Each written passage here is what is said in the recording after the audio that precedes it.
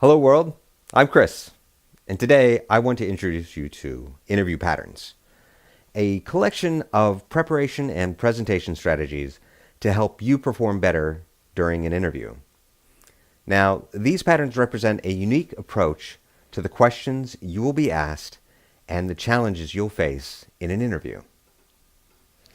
Now, the goal of this series is first, I want to adjust your perspective on what the purpose of the interview is.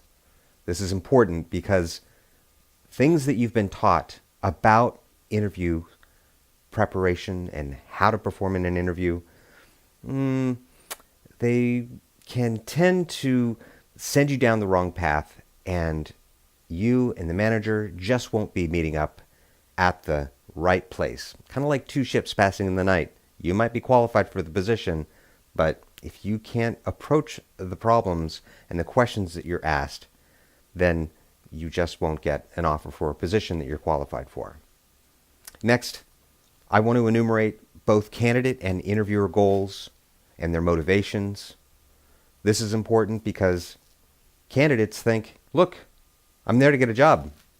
And the managers think, oh my God, my project is about to capsize and we're on critical path and we need somebody yesterday. Now, the next point that I'm going to be covering is to cover and point out the common but ineffective strategies that don't work in the interview.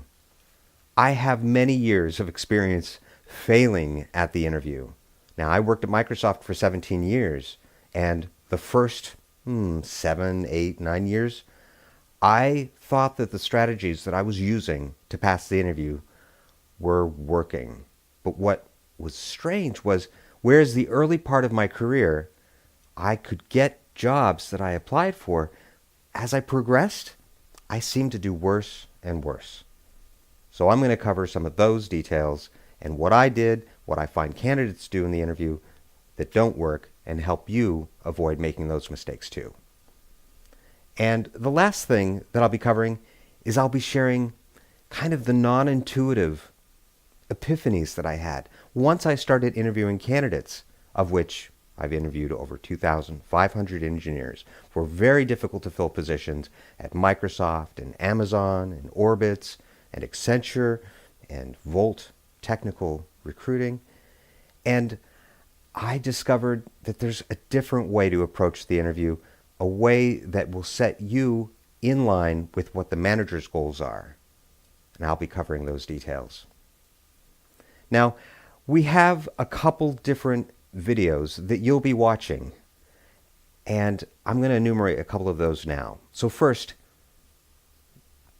the first video that I'll be going over is, what is the goal of the interview? Well, it depends. Are you asking from the candidate's perspective, or are you asking from the interviewer's perspective? This section is really important, and you need to watch this one. If there's only one video in the series that you watch, it should be this one. Now, the next section I'll be covering is the most important interview question you'll get. You'll think, oh, I need to look up online. What are the questions that this company asks? And I need to prepare and have an answer ready to go. Well, there are landmines and pitfalls that I fell into and I would see candidates fall into all the time. And we're going to cover how to answer the most important interview question that you'll get. The section after that is core patterns. This kind of represents kind of all the do's and don'ts. Have you felt the motivation, the urge to talk in absolutes?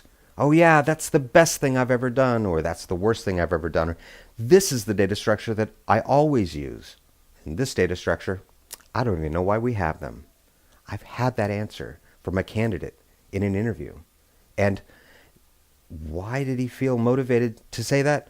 Well, because candidates are stressed out and you want to perform. You want to impress the manager.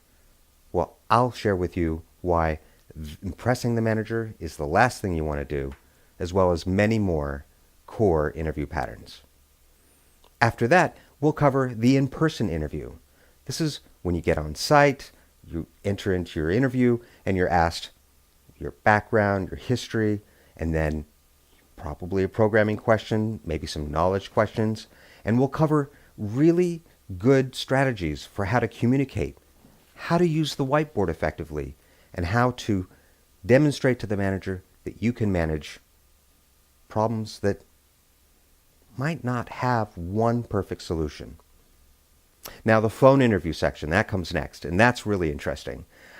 Wow, I have a lot of horror stories to share with you in this section. Things candidates have done. Oh, wow. I'm speechless even thinking about what I'm going to share with you in that section. And then the section after that, I love. Surprise, it's back to the basics. You might think, oh, I need to study up on some technology for some group that I'm about to interview tomorrow and I got to cram. Oh, that's a bad idea. Or you think, I'm going to have to solve a really difficult problem in the coding interview. Or you might think, why are managers asking me such simple questions? I haven't had to write my own insert a node into a singly linked list function since I was in college. Well, getting back to the basics is really important, and we'll cover that section in a lot of detail. Now the next section, closing the interview. This is at the end of the interview. You get to the end, they start asking questions like, do you have any questions for me? Or, what are 5 of your strengths and 5 of your weaknesses? How do you answer that question? It seems very ambiguous and very vague. I have a great horror story to tell you about my answer to that question. Then in the final thoughts section, this is kind of a closure on all of the interview patterns and how they work and what you should take away and how you should leverage what you've learned in order to perform better in an interview. The very last section is kind of the miscellaneous topics section. That's where I'm going to cover things like how much are you worth, or should you take the job, or why did you leave your last job? These are questions that are common, the candidates have, and that they've asked in interviews. We'll be covering those miscellaneous sections in our last section. So, coming up in our next video, we will cover what is the goal of the interview. It might not be so obvious as you might think. And keep watching, and I'll share with you more insights and experience and wisdom of interview patterns.